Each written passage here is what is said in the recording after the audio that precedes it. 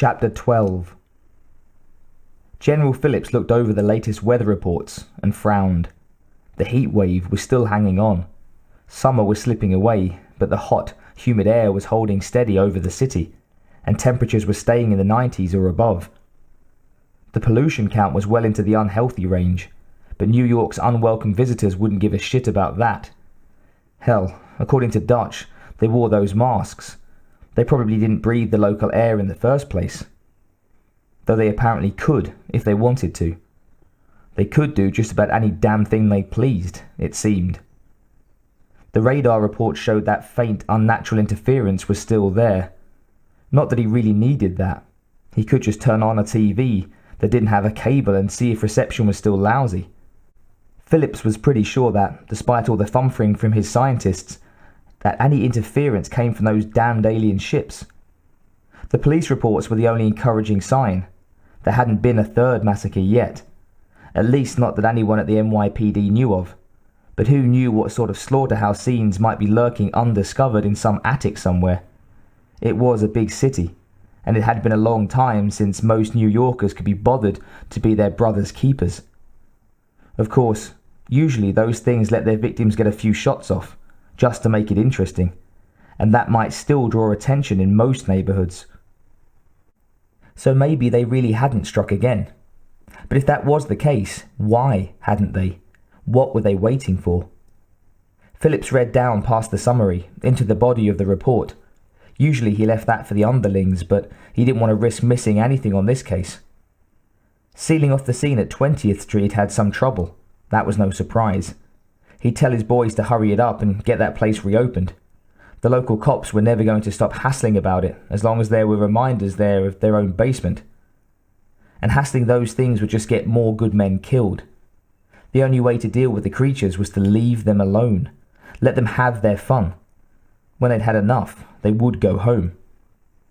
That reminded him of Dutch and Dutch's brother. He began flipping through the report, looking for some mention of Schaefer.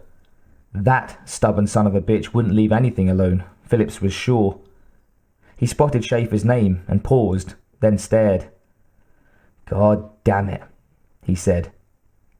Captain McComb had ordered Detective Schaefer dismissed from the NYPD. The Union was fighting it, but for the moment Schaefer was off the force. That would just make Schaefer more determined than ever to get whatever had trashed the firing range, and now he'd have all the time he needed for it, without any paperwork or office politics to worry about. That asshole McComb. He punched a button. "Perkins," he said, "get a squad together and send them to fetch Detective Schaefer." "Yes, sir," the radio replied. "Make sure they're armed. He may not want to come.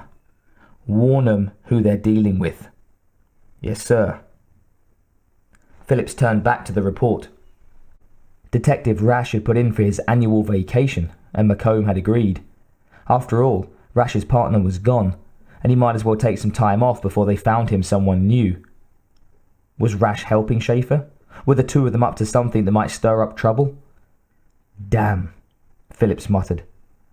He took the stub of cigar out of his mouth and threw it at the wastebasket. He spent the next hour going through reports, reading a summary of every unsolved murder that had taken place in New York City or northern New Jersey since the heatwave began. He was just finishing up when his aide, Perkins, appeared at the door to the office that Phillips was using. "Sir?" he asked.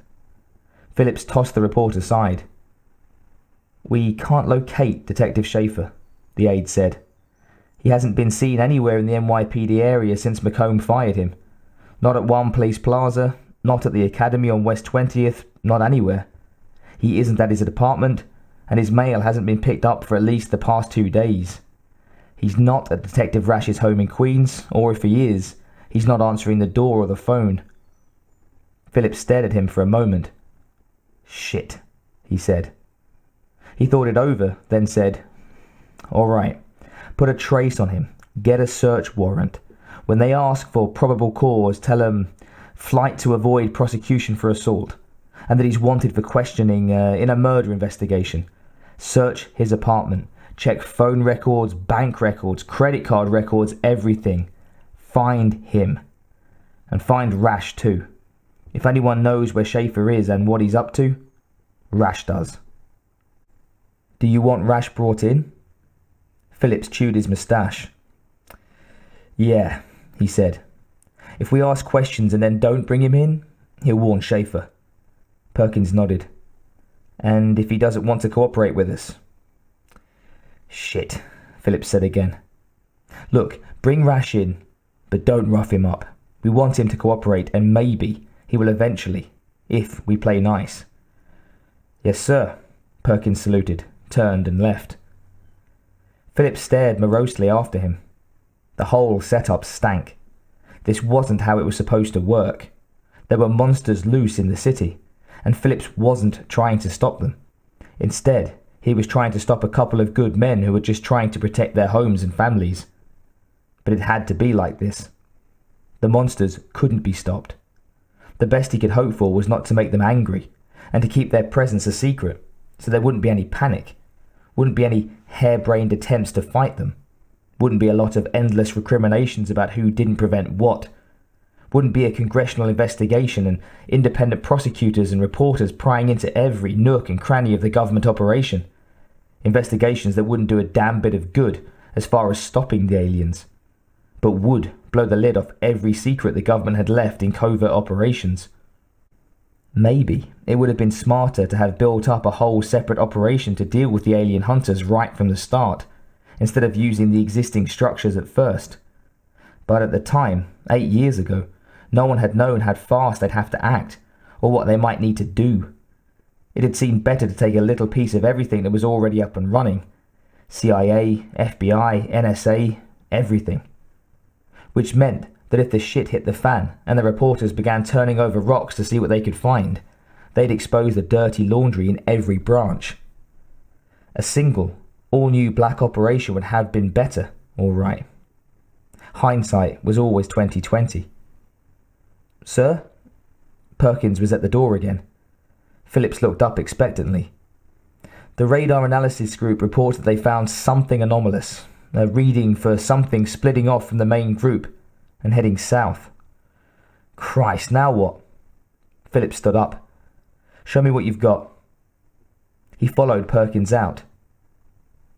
20 minutes later, he was studying a fax of a chart showing a radar signature of something that looked like a small swarm of insects, something that wouldn't have even registered on any ordinary equipment, something that would ordinarily have been dismissed as a bit of a cloud or a bunch of bees, if it was noticed at all.